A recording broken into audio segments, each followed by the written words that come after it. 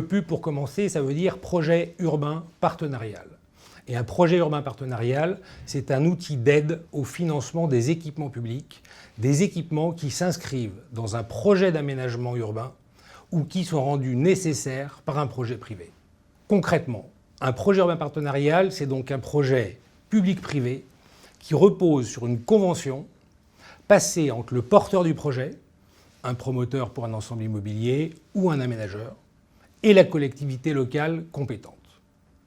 Et c'est cette convention qui va déterminer le montant et les modalités de la contribution financière de l'opérateur à la construction des équipements publics que son projet nécessite.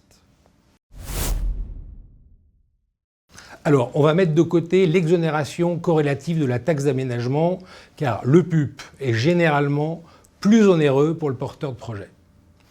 Le principal avantage est d'une autre nature.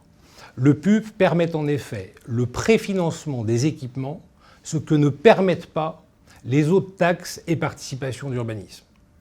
Mais ce n'est pas le seul intérêt de ce dispositif.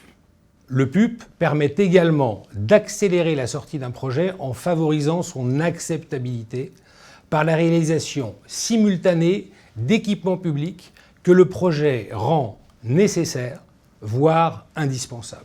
Et puis un PUP, ça peut être mis en œuvre soit pour une opération isolée, soit pour plusieurs opérations successives dans ce qu'on appelle une zone de PUP. Et ça devient alors un outil efficace d'aménagement sur le long terme. Alors pour les collectivités locales, la mise en œuvre d'une zone de PUP permet de s'assurer que l'ensemble des projets qui seront initiés pendant sa durée de validité contribueront au financement des équipements.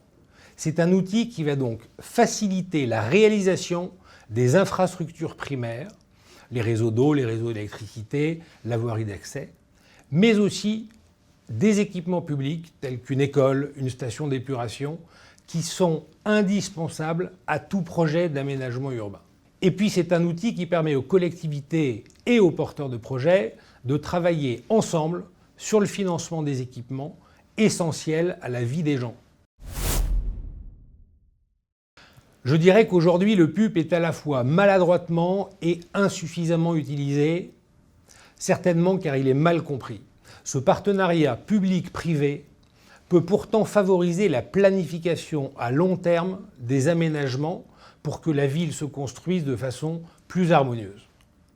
Et cette planification à long terme, cette vision de l'urbanisme au service du projet, doit comprendre la maîtrise du financement et la prise en compte des problématiques environnementales que le 120e Congrès des notaires a placées au cœur de ses travaux. En venant à Bordeaux les 25, 26 et 27 septembre prochains, vous aurez accès à l'ensemble de ces travaux.